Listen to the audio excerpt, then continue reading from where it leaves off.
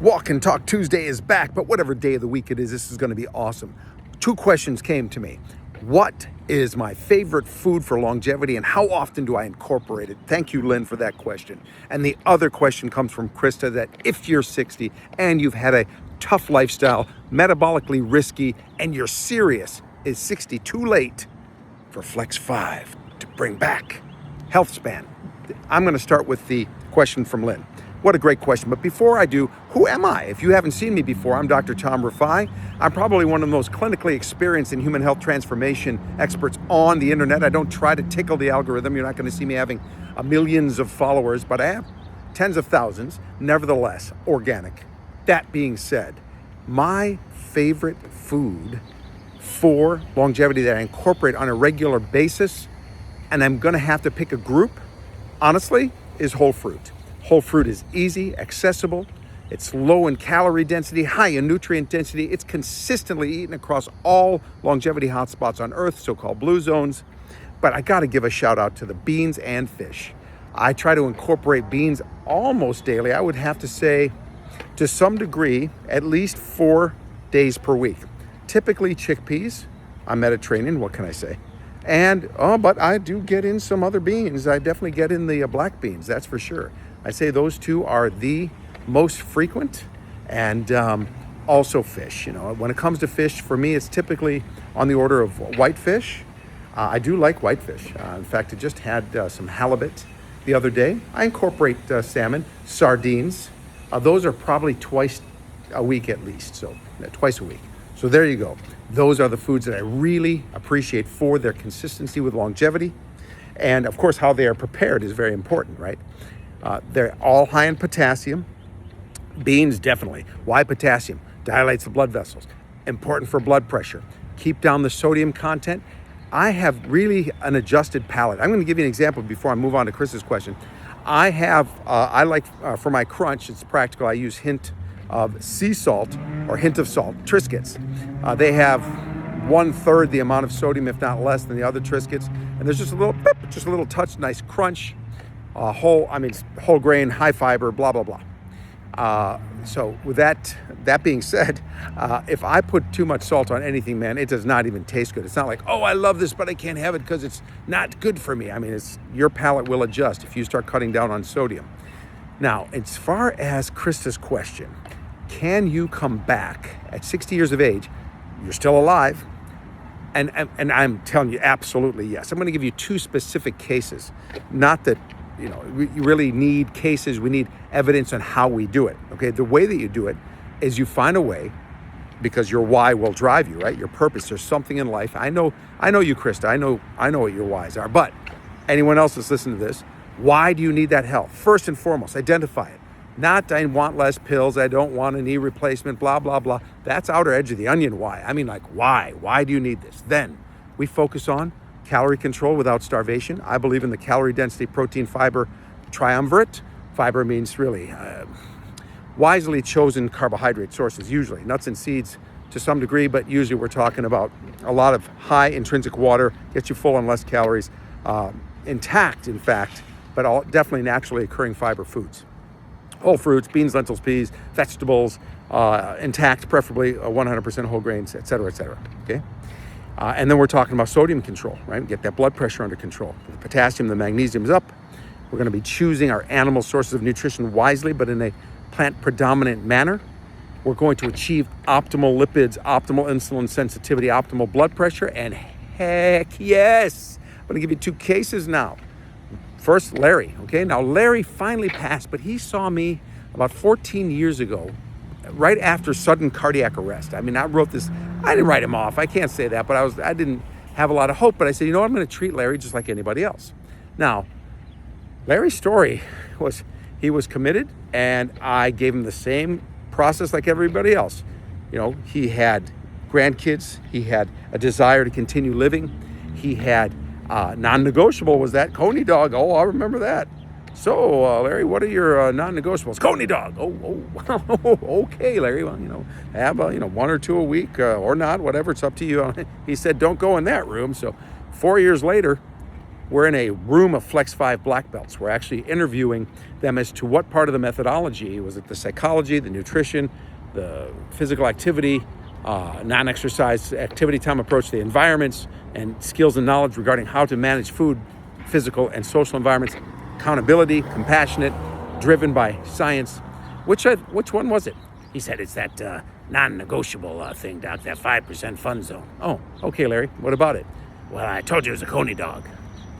Right, Larry? Okay, so, and? Well, you didn't beat me over the head with a stick about it. Well, no, Larry, you said it was non-negotiable. Why would I start negotiating what you just clearly told me was non-negotiable? Well, yeah, but I haven't had one in 4 years because of that. Really? Well, how did that happen? Well, I remember you told me it was my choice, so I kept saying maybe next week. Maybe next week. Maybe next week. I kept feeling better, and maybe next week became 4 years later. Everybody said, hey, Larry, great story. Did I say I'm finished yet? Oh, well, excuse us, Larry. By all means, do go on, as he's looking at me angrily now like he's mad at me. I can tell you right now, doctor, if you told me I couldn't have had one, I would have had 10 the first week. My blood pressure would have been up. My weight wouldn't have been down. I would have lied to you about it and told you your diet sucks. Okay, I mean, this is a true story, 2 inches from my chest. I'll never forget it.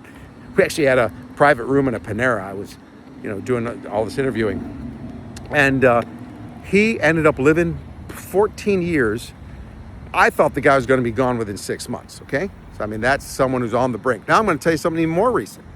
I have helped a patient avert a heart failure admission just over the last not even 2 weeks. Patient comes in right here in Tallahassee. He's swollen, both legs. He's got water up to the right base of one lung. He thinks it's allergies. I don't know why I'm short of breath. Oh, sir, you're in heart failure. You're in heart failure. You need to go to the hospital. Oh, no, I don't want to go to the hospital. I insist, doesn't want to go to the hospital. Okay, well, I can't force you to go to the hospital. If you're going to have to get that salt under control, sir, that salt is going to have to really get under control. And it's going to have to be done pretty intensively. I'm not usually this pushy about this, if you will, but if you're going to avoid this, your salt's got to come under control. He had almost a centimeter worth of pitting edema in both legs, and again the crackles on the right side. And then I checked the BNP; it was over 25,000. I mean, this guy was in heart failure. Okay, so he comes back. Says, I need to see you in 1 week. Comes back, lungs clear on the right side, half the edema's gone. He's hungry now for information. He brings in a box. Doc, look at this soup. You told me 2,000 milligrams of sodium a day, and I looked it up. It's 1,500, American Heart says. World Health does say 2,000. Is 1,500 better? I'm like, well, sir, congratulations. You're right. I did say 2,000 because I was being merciful, but I should have told you that, honestly, yeah, there's data on 1,500. I think there may be some diminishing returns, but, either one you pick is fine. Sounds great. Great. Well, I've got this soup here. Check it out. Am I right? I'm reading labels just like you said. 760 milligrams. Yes, sir. Yes, that's true. It is 760 milligrams per serving, right? Now, there's 8 servings in the box. Eight servings. Right? Yep. That right here says 8 servings. Now, listen. This guy had so much room to improve. I mean, I'm looking at it positively. I'm like, this guy's now on fire. He now is getting it. He's absorbing it. He wants it. I want to live. I'll never forget. I want to live. Oh my gosh, this guy really wants to live. So I'm just giving him. Give me information. Now he wanted to focus on salt. Okay, his hair's on fire about salt. And it's working, and he's feeling great. Now we'll eventually get to the rest because he's got stage 4 chronic kidney disease. So this is someone that's should be seeing a nephrologist, which we did, set him up, but if he really starts getting his act together, I mean, he's definitely going to be adding some years to life. I mean, you could say that on average, when you're 60, I mean, we could say as a population, it probably will add quality years for sure. Quantity of years, I can't claim that's proven, but I'm going to tell you, knowing what I know in my heart of hearts, these 2 cases absolutely extended their lives. There's no question about it. Now, you could say, well, in the bigger picture, if someone doesn't die of this, they'll die of a car accident or something else. He's not going to be able to really increase the life expectancy that consistently over a large population. Okay, fine. I'll just take health span increase. But the answer to your question, Christa, to keep this right at about 10 minutes as we wind it up is heck yes. At 60 years of age, if someone is fully committed, I don't even know if they have to be that hardcore, but you're hardcore committed, there is no doubt in my mind, you will increase health span. Now, listen, if you start texting while driving or jumping out of plane without parachutes and stuff like that, I can't help you with that. Your metabolic health will not help you with those things. But presuming you are taking your safety precautions on other aspects that are obviously practical, right? And don't drive a motorcycle without a helmet. Sorry, if that's your freedom thing, well then by all means, but I wouldn't suggest it personally. And I have had many motorcycles in my life, mostly motocross bikes, but whatever. Okay, that being said, there you go. Those are your answers. It is now winding up the first Walk and Talk Tuesday, where we do two question Walk and Talk Tuesday with Dr. Tom. I'm going to do this every week, okay? I'll pick the questions that you provide me on Facebook. I'm going to post them here on YouTube. Walk and talk with you. That's natural movement, right? The Flex 5, just so you know, again, psychology, nutrition, physical activity, accountability, and environments, skills and knowledge in those areas. Those are the 5 domains. Every human, whatever age, whatever gender, whatever ethnicity, doesn't matter. You want an appetizer? Go to myflex5.com, myflex5.com, myflex5.com. Check out our free 5-day email education course. Take it. You like it, that appetizer, then take the full course, the full dinner. Just go to the YouTube channel, click on playlist.